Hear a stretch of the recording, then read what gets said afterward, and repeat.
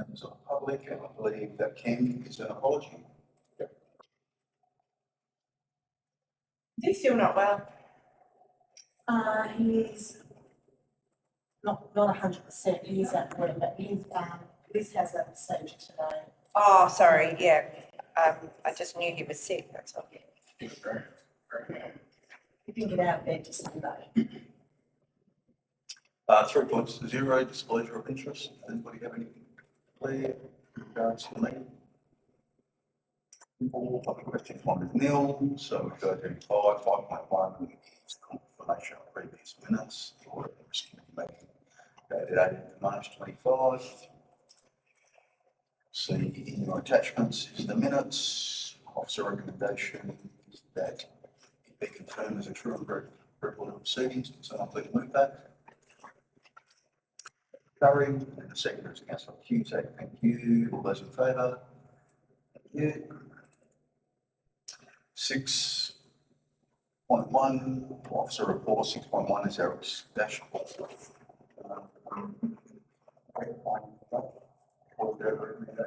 No, relatively straightforward. So there's no additional items on our risk register, and we haven't made any alterations to our key indicators or listed in the indicators. So we're straightforward for this quarter. Does anybody have any queries on the dashboard? Are there any inadequate findings that you want to raise? Yes, through the chair. There was one there. It's on the UPS thing. We don't have any backup from a battery source, not just a jet. We don't have immediate backup. No, we don't at the moment. I'm literally looking at buying them right now, but we are Right. Assuming that will be several workstations and Every a cabinet. Yeah. So is that the reason for the inadequate? Yeah. Correct. Yeah, so. Yeah. Oh, that, thank you. That's all right, thank you. Are there any other queries?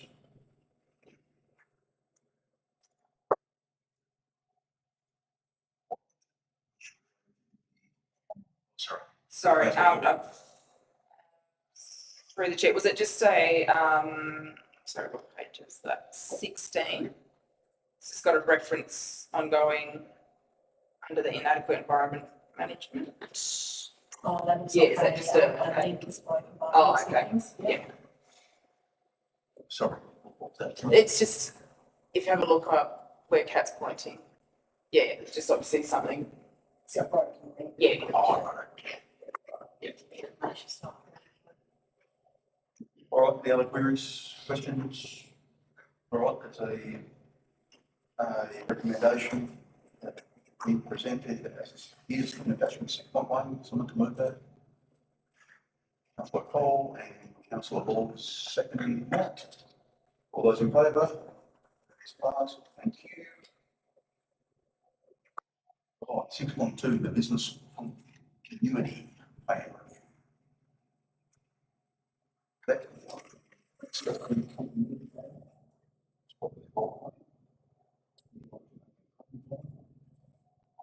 Brief comment here, I'll pass on to Ben because he is leading for review. I'm not quite sure how much of the council with the development of the plan. I think it was reviewed last September.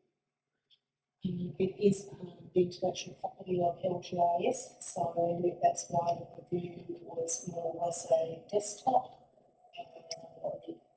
Yeah, Ben and I have discussed that when time permits, we might look at some desktop. It is a quite a cumbersome document, and I guess it's questionable the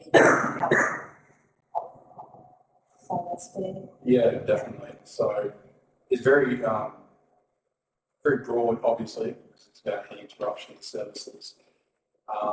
And it sits alongside a whole bunch of our other plans, like the ICT recovery plan that we looked at, is that a year ago? A bit less than a year ago, the other one that I did.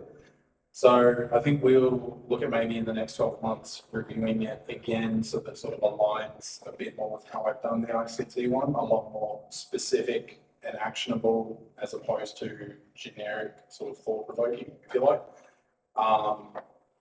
But yeah, given as Scott says, how cumbersome the document is and how broad it is at this point, we've just elected to do a desktop review. It's still applicable, that the material is still relevant, but I would just like to refine that later on. So we can make a Yeah, I guess just if you remember that ICT one, it was like, if this happens, then do this, and maybe do this, and this is who's responsible to do those things. So a lot more granular, but obviously that takes forever in the day when you talk about anything that might interrupt operations. Through the chair, I guess what we're really looking for is a workable tool that in the event of an emergency, say for instance, this building broke down, that, you know, we've got a workable checklist that we can go through that, so we're not actually as a plotter. Yeah. Yeah, so, but anyway, there was a need several years ago, and LJS came up with this template, and a lot of band fours have adopted this template, so it has met the needs of the organisation, but, you know, we go on about continuous improvement, and as hopefully next year we can schedule in some time to actually do a more robust review. Anyone got any questions?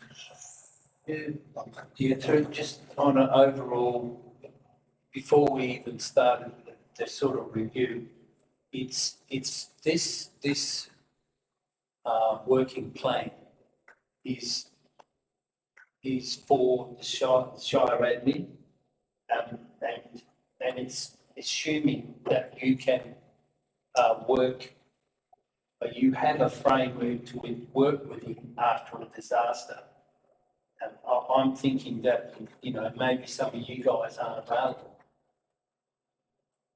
What then? Is there a line down the road where Scott comes in or somebody else?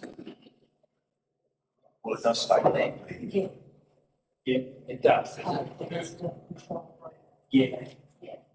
And the other question was that, so how many people are aware of the incident control plan? I only see 3 people. I thought I only see 3.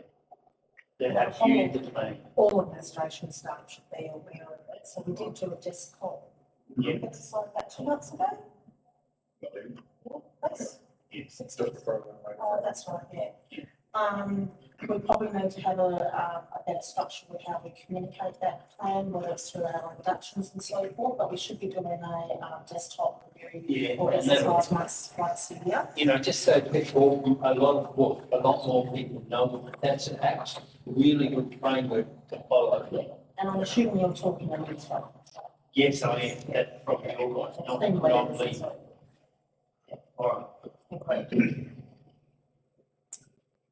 Any other queries? I've got any questions?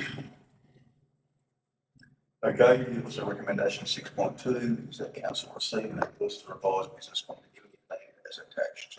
So to move that through, Mr. Councillor. Move it, second, thank you, all those in favour? That is carried. 7.0 is other business. Has anybody got anything they would like to raise? And before I go to Ben on Ben, don't have anything. Staff, other business. Yeah. So we just heard back from our auditors, a week ago, a couple of days ago, let's say. They've only just sent the interim audit off to OAG, which is about 2 months later than their own timeline said they would. I suspect, given that I haven't heard back from somebody for ages, that they've taken control of their staff. That's why they just didn't get through the work. So what our current hope on that is see how the annual one goes, and then if when we have the big catch up, when we debrief on the team, what it is, especially if some of the council might come along, maybe just grill them a bit on, again, they can follow through with their own plan, and again, we're left in the lurch, we're not told until the 11th hour what's actually happening. So yeah, just feedback. It's more of the same where, yeah, they'll take it on and what they had, nothing will happen, but I guess it's always good to put across, we're paying these exorbitant fees, and we're not really getting the service that Yeah. a fee order come with. Yep. So yeah, I mean, if it always seems to fall at a bad time, but the more members of council we can actually get there to, basically reiterate our grievances, the better it will be. Yeah, at the moment we have nothing for you to have looked at.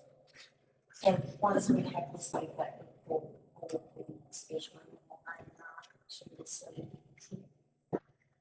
I think that is a fair call, Ben. I don't think the county council will only have to do it. We can get some councillors on there to cross out that. Any other business? Or close the meeting? Just got an update. This is not required. I don't know if you remember reading through the Rock minutes, there was an undertaking to try or advertise for a shared independent chair for audit risk and improvement committee, because there'll be a name change in readiness for October.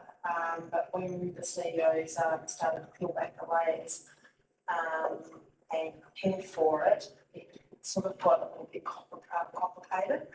So we're recommending that we don't go ahead with a shared independent chair for that committee.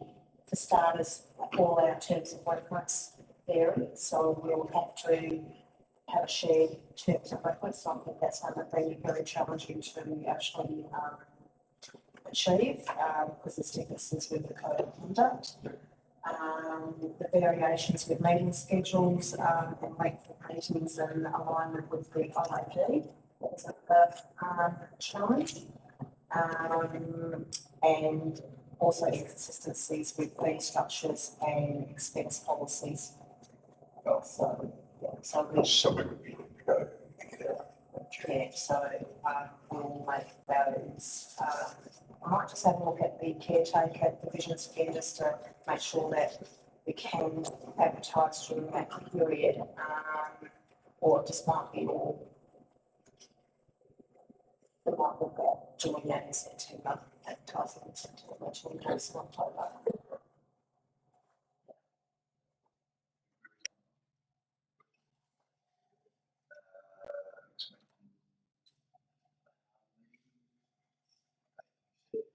Once we've got